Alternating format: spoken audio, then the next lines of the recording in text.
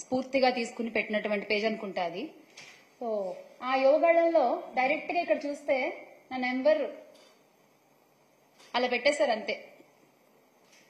పెట్టేసి this is just to bring this to your notice if you weren't aware, ఇది Shyamala number అని పెట్టేశారనమాట. పాపం నాకు ఎవరో ఒక ఆయన మంచి వ్యక్తి, మేడం మీరు పోలీస్ కంప్లైంట్ ఇవ్వండి, ఇలా ప్రైవసీని భంగం చేస్తూ నెంబర్ పెట్టడం తప్పు ట్విట్టర్లో ఆర్ ఎనీ సోషల్ మీడియాలో అని చెప్పి పాపం ఎవరో ఒక ఆయన నాకు పంపించారు.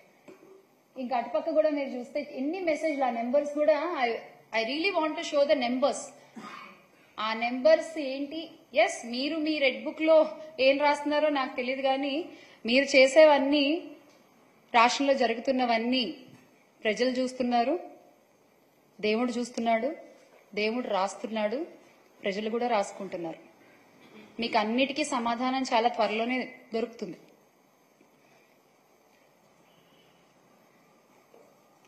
సో ఇది చూడండి, ఇది లేటెస్ట్ అన్నమాట, వెరీ న్యూ అప్డేట్ అనేది.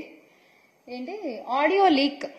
నేను అవంతి శ్రీనివాస్ గారితో నేను ఫోన్లో మాట్లాడిన ఆడియో లీక్ ఎంత ఫేక్ చేశారంటే, పాపం అంటే వాళ్ళకి నా గురించి సరిగ్గా తెలియదు అనుకుంటా, డీటెయిల్స్, పర్సనల్ డీటెయిల్స్ కొంచెం వర్కౌట్ చేసి చేయాల్సింది అదేదో. అందులో ఆడియో లీక్ లో ఏమని ఉంటుందంటే, ఆయన అడుగుతారు నన్ను, అవంతి శ్రీనివాస్ గారు, ఏం మా ఇంట్లో అందరూ వెళ్ళిపోయారా, పిల్లోడు కాలేజ్కి వెళ్ళిపోయాడా అని అడుగుతారు. కాలేజ్కి వెళ్ళిపోయారు అని నేను చెప్తాను అనమాట. దాంట్లో మీకు ఆ లింక్ తర్వాత మా వాళ్ళు ప్రొవైడ్ చేస్తారు. వెళ్ళిపోయారని చెప్తా. నా కొడుకు 2nd క్లాస్ అండి, నా కొడుకు చిన్న పిల్లోడు. ఎలా మీరు ఇలా డీటెయిల్స్ సరిగ్గా కనుక్కోవాలి కదా, ఫేక్ చేసినా సరిగ్గా చేయాలి కదా మీరు. పోనీ ఎవరిని అడిగినా చెప్తారు కదా నా గురించి, 100 మందికి తెలుసు నా గురించి అని మీరేగా చెప్పింది. ఇలాగా మీరు చేసేది. మళ్ళీ ఏమన్నా అంటే మేము మహిళలకు అంత గౌరవం ఇస్తాం, ఇంత గౌరవం ఇస్తాం అని చెప్పుకుంటారు. ఇదేనా మీరు ఇచ్చే గౌరవం? అనిత గారు చెప్పండి, మీరు కూడా ఒక మహిళే కదా, ఇదేనా అండి ఒక మహిళని మీరు ట్రీట్ చేసే విధానం? ఇంకొక స్లైడ్ ఉంటుంది చూడండి, అగో వైఎస్ఆర్సీపీ అదేంటది, glory to ఎన్సీబిఎన్. What is your glory? Chandrababu Naidu గారు, వాట్ ఈజ్ యువర్ గ్లోరీ? అంటే ఇక్కడ నేను ఎప్పుడో డాన్స్ చేస్తూ చేసిన ఒక రీల్ పెట్టి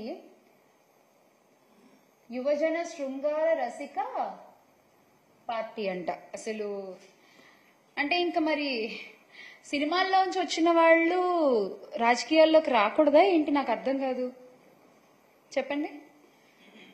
సినిమాల్లో వర్క్ చేసిన వాళ్ళు, ఇండస్ట్రీలో వర్క్ చేసిన వాళ్ళు రాజకీయాల్లోకి రాకూడదా?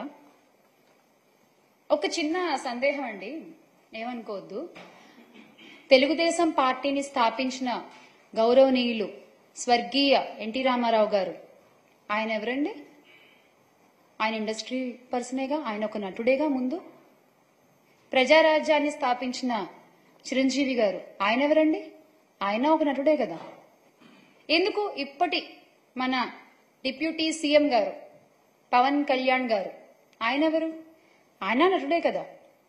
అంటే అబ్బాయిలు వస్తే పర్వాలేదు, అబ్బాయిలు వస్తే సూపరు, అమ్మాయిలు వస్తే మాత్రం అంతకుముందు వాళ్ళు చేసినవి ఇలా పోస్ట్ చేసేసి మీకు నచ్చినటువంటి టెక్స్టులు రాసేసి క్యాప్షన్లు పెట్టేసి ఇలా చేస్తారా మీరు?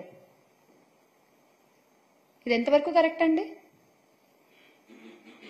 బాలకృష్ణ గారు, ఆయన కూడా ఒక నటుడే కదా. ఇప్పుడు బాలకృష్ణ గారు వాళ్ళ అబ్బాయి కూడా కొత్తగా మోక్షజ్ఞ గారు కూడా ఒక మూవీ చేస్తున్నారు. ఏమో ఇప్పుడు ఆయన సినిమాల్లో ఆయన వాళ్ళు ఉన్నారు కాబట్టి అబ్బాయిలు వాళ్ళందరూ గొప్పోళ్ళు. ఇప్పుడు రేపు పొద్దున్న మోక్షజ్ఞ గారి సినిమాల్లో పక్కన ఏ హీరోయిన్ చేసినా, వాళ్ళు ఏ పాటలు చేసి డాన్సులు చేసినా, అంటే హీరోయిన్ మరి పెడతారో పెట్టరో, మరి అమ్మాయిలు ఇలా డాన్సులు చేయకూడదు కదా. ఏంటండి అసలు? మీ పార్టీలోనే ఇంతకు ముందు జయసుధ గారు ఉన్నారు, జయప్రద గారు ఉన్నారు, కవిత గారు ఉన్నారు.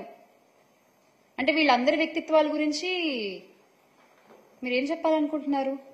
ఓహో, వాళ్ళు మీ పార్టీ వాళ్ళు కదా, ఓకే ఓకే ఓకే. సో మీ పార్టీలో ఉంటే ఓకే. మహిళలు, ఇండస్ట్రీ నుంచి వచ్చిన వాళ్ళు మీకు నచ్చని మీ వ్యతిరేక పార్టీలో ఉంటే మాత్రం వాళ్ళకి వ్యక్తిత్వాలు ఉండవు.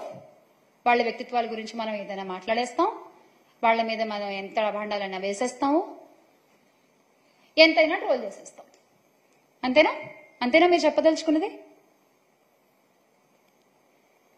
చూడండి ఆ ట్రోల్స్. అసలు ఎక్కడెక్కడ వెతికి ఆగు నైట్. అసలు ప్రతిది అంటే ఇంకా మహిళ అనగానే ఇలా ట్రోల్ చేయడము మీకు అలవాటైపోయిందండి. బేసిక్గా అలవాటైపోయింది. అంటే ఇప్పటివరకు నా మీద కానీ ఆర్ రోజా గారి మీద కానీ మీరు చేస్తున్నటువంటి ట్రోల్స్ కానీ మీరు అంటున్నటువంటి మాటలు కానీ ఇవన్నీ ఏంటంటే చేసే వాళ్ళకి ధైర్యం, మనోళ్ళు ఉన్నారు చూసుకుంటారులే అనేటువంటి ఒక ధైర్యం. ఆ ధైర్యాన్ని ఇస్తుంది మీరు కాదా అండి? ఆ ధైర్యాన్ని ఇస్తుంది మీరు కాదా అని అడుగుతున్నాను నేను. ఇలా ట్రోల్స్ చేసే వాళ్ళకైనా, ఇలా సైబర్ క్రైములు చేసే వాళ్ళకైనా, లేదా మహిళల మీద, బాలికల మీద, చిన్నారుల మీద ఇలా అత్యాచారాలు, అఘాయిత్యాలు చేసే వాళ్ళకైనా, హత్యలు చేసే వాళ్ళకైనా ధైర్యాలు ఇస్తోంది మీరు కాదా? మొట్టమొదటిసారి ఒక్కళ్ళు తప్పు చేయగానే ఇమీడియట్ గా యాక్షన్ తీసుకుంటే రెండో తప్పు జరగదు కదా? మీరు ఎందుకు తీసుకోవట్లేదు? అంటే మీ పార్టీ నాయకులు అందులో ఇన్వాల్వ్ అయి ఉన్నారనా? దీనికి ఖచ్చితంగా సమాధానం చెప్పాలండి. కూటమి ప్రభుత్వం దీనికి ఖచ్చితంగా సమాధానం చెప్పాలి. మీరు అధికారంలోకి వచ్చింది ఎందుకు? మహిళల్ని కాపాడాల్సిన బాధ్యత మీ మీద లేదా? చిన్నపిల్లల్ని కాపాడాల్సిన బాధ్యత మీ మీద లేదా? ఇలాంటి రాబందులు, క్రూర మృగాల నుంచి కాపాడే ధర్మం మీది కాదా? చెప్పండి. ఇంత దారుణంగా సైబర్ క్రైములకు దిగుతున్నారు అంటే ఈ రాబందులంతా, చిన్న పిల్లల మీద దూకుతున్నారంటే వీళ్ళంతా, ఈ కామాందులంతా వాళ్ళ వెన్నుల్లో వణుకు పుట్టించే బాధ్యత మీది కాదా? దీనికి ఏం సమాధానం చెప్తారో చెప్పాలి నాకు. I will be waiting. విచిత్రమైన విషయం ఏంటంటే మహిళల రక్షణ, శాంతి భద్రతల అంశాల మీద దృష్టి పెట్టాల్సిన పోలీసులు ఇప్పుడు ఎలా అయిపోయారంటే వచ్చే రాజకీయ విమర్శలన్నింటినీ కూడా వాళ్ళ బాధ్యతగా తీసుకుంటున్నారు పాపం వాళ్ళు. ఎస్, ఎవరెవరైతే ప్రస్తుతం మీరు చూడొచ్చు, ప్రస్తుతం ప్రభుత్వం మీద ఎవరైతే ఒక విమర్శ చేస్తారో అది ప్రభుత్వ బాధ్యత కాదు, అది మా బాధ్యత. దానికోసం పనిచేస్తున్నారు పోలీస్ వ్యవస్థ అంతా. ఇప్పుడు చూడండి ఆంధ్రప్రదేశ్ పోలీస్, ఇక్కడ కూడా మీరు చూడొచ్చు. AP police Twitter handle TDP Twitter handle గా ఎప్పుడు మారిపోయిందో నాకు తెలియదు. మరి ఇసుక సిండికేట్ గురించి ప్రశ్నిస్తే చర్యలు తప్పవని హెచ్చరిస్తారు. రాజకీయ విమర్శలకు పోలీసులకు అసలు ఏంటండి సంబంధం? ఎందుకు రాజకీయాలకు పోలీస్ శాఖ వేదిక అవుతోంది? ఎందుకు? వై?